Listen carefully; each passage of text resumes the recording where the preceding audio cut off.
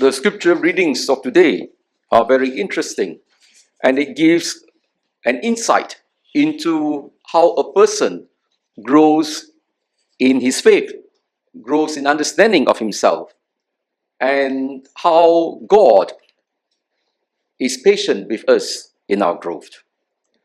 When I read both the readings of today's liturgy, what struck me immediately was really the patience of Noah and the patience of Jesus in restoring creation and in restoring man to wholeness. They did not rush through the process. They allowed the process to unfold itself. They did not stop the process.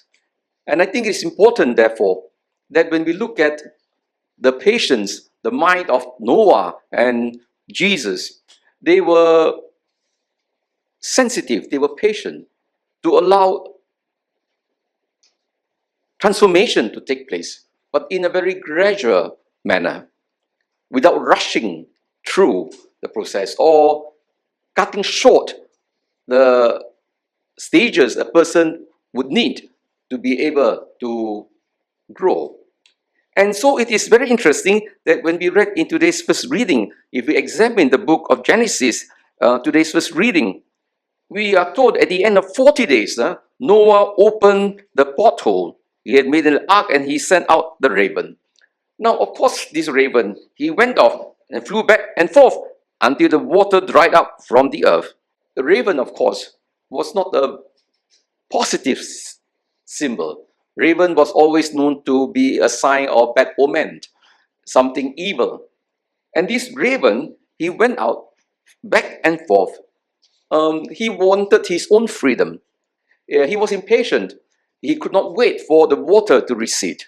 And he spent all his energy flying to and fro. And I hope he could survive because there was no ground for him to rest as the waters was still quite high. It is a symbol, a sign of the impatience of this raven, wanting absolute freedom, cannot wait. And that is true for many of us.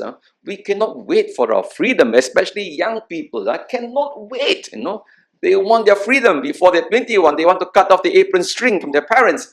They say, now I know what to do. And they will not wait. And they will hurt themselves. And also those people who are getting married, they cannot wait. You must wait. So there are some people rush into marriage because they just want to get out from the house and they cannot stand their mother until they come to realize that the mother-in-law is worse than the mother. So this kind of impatience, this kind of freedom that we are asking for, in the end will hurt ourselves. And then you take notice of the difference. Noah sent out the dove. The dove went and find nowhere to perch because the water was still not completely receded. And we are told he came back. He was able to wait. He was patient. He wanted to go, but he knew that it was still not ready. So he came back. And Noah received him. And then later on, after waiting 7 more days, he sent out the dove. And this time he came back with an olive branch. Again, he did not go out. He waited until the water completely receded. This time, when he was sent out, he returned no more. And I think it is also significant that this dove, a symbol of patience, a symbol of peace with this olive branch, this dove really exemplify how we should actually respond in life and how should we deal with situations, the kind of patience, the kind of waiting that is needed. There are some times in life we just have to wait. We just cannot rush through the process. We got to wait until the right time for us to intervene. Sometimes we see something is wrong. Somebody is not doing the right thing. There is a time for us to intervene. And we must know. We must, be sensitive when we should intervene. And we are told that, this story is quite a beautiful story. Then Noah, when the water receded, we see that Noah, he came out of the ark and he built an altar and offered sacrifices to the Lord in thanksgiving for how the Lord protected him and his family from disaster. And he was grateful to God. And he took, of course, from the clean animals and offered to God. But what is more interesting, I find that, is what the Lord said when he offered the sacrifice. The Lord said, "Never again will I curse the earth because of man, because his heart contrives evil from his infancy. Never again will I strike down every living thing as I have done." Even God seems to have learned his lesson. Even God, in Genesis 6:6, that was the beginning of Noah. We are told the Lord grieved because of the sins of men, and he was just fed up, Say this world is getting more and more evil, and eventually, so he said, we send the flood and rescue only those who were good. But even among Noah, we cannot eliminate evil completely from our lives, because his heart contracts evil from his infancy. We are wounded people. Our human nature is broken. There is no such thing as a person can be holy right through. That is why when we talk about original sin it means to say, first and foremost, a person is born already in sin. That means a broken nature. It's not that he is born to a society that is wounded by sin. Yes, the society is wounded by sin, but actually he is also himself is wounded. So you get a little baby that is born, and you say it's so cute and innocent. You just wait. If you put a little baby, let's say you make sure that this community will not come close to this baby. So this baby can develop by itself without being contaminated by us.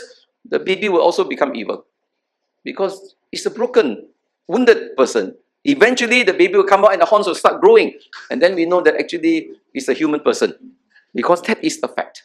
So, the Lord therefore recognized. He says, as long as earth lasts, sowing, reaping, cold, heat, summer, winter, day and night shall cease no more. Which means to say, the Lord understands that for a person to grow, we need to allow nature to unfold itself. We need to bide the time of nature. We cannot stop nature. And what the world is doing sometimes is we want to intervene with the laws of nature. We want to, what we call, control nature. And that is why, because of this, today the ecology is broken down. And that is why we have all these climate crises, because man has abused nature. If man has followed the course of nature, danced with nature, then the world will have been ordered. But we don't want. We want to have things our way. So this is an important thing. And the Lord is telling us that we too cannot, in the process of trying to form a person, transform a person, we cannot, what we call, over-actively intervene in such a way that the person is not given time to grow. We need to be patient for people to grow. And again, this is exemplified in today's reading. In the gospel is again so beautiful. Today's gospel is sandwiched between two episodes. If you cannot remember, there is the other episode that was yesterday's gospel. Yesterday's gospel, remember, was the parable, the story of the east of Herod and the Pharisee. And Jesus says to his disciples, be on guard against them. And these disciples said to one another, is it because we have no bread? Jesus must be angry. We didn't bring bread along. And Jesus knew it, and he said to them, why are you talking about having no bread? Do you not yet understand? Have you no perception? Are your minds closed? Have your eyes that do not see, ears that do not hear? Or do you not remember? Jesus was actually reprimanded them because they were so slow. They have seen the miracles for the multiplication of loaves of the 4,000, for the 5,000, and yet these disciples, they were ignorant of Jesus' identity. They still could not see. That's why Jesus said, are you still without perception? And the point is, yes, they are without perception. Because slow, we are a bit ignorant people. It takes a long time to understand things in life. And this is true. That's why we keep on repeating mistakes.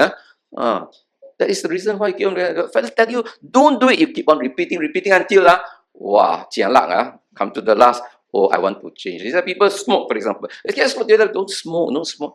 Until the day he got cancer, immediately stop smoking, too late.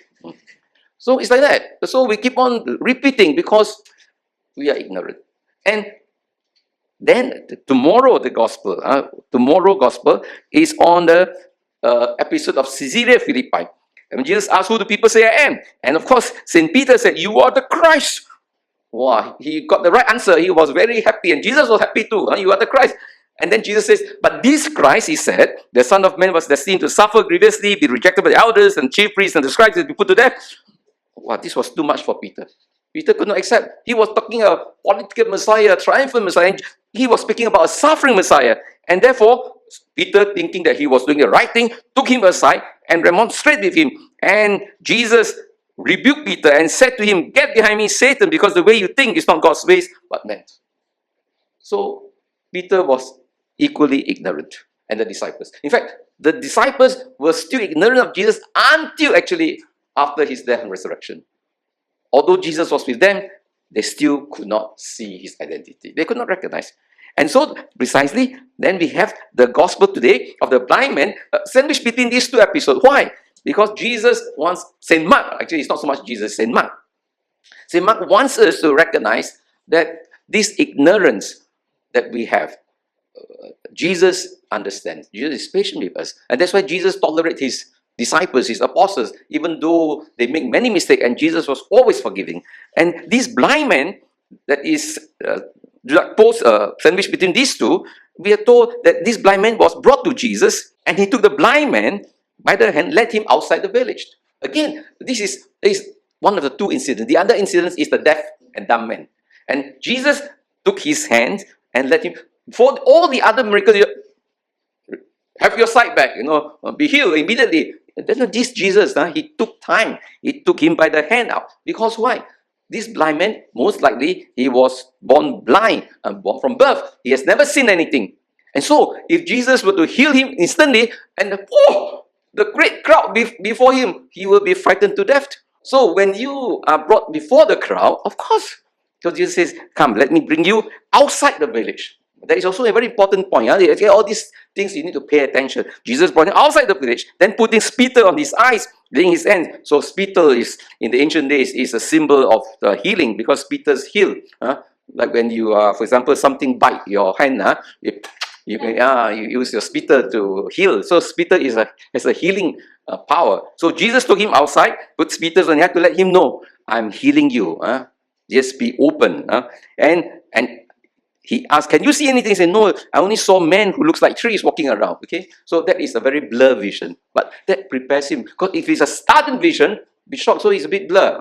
So slowly, it's just like when you wake up from the sleep, you don't turn on the bright light. Wow, it's very glaring. We turn on the small light first. Slowly, we adjust our eyes to the small light, then we turn on the big light. That's life, and Jesus knew that, so he brought him.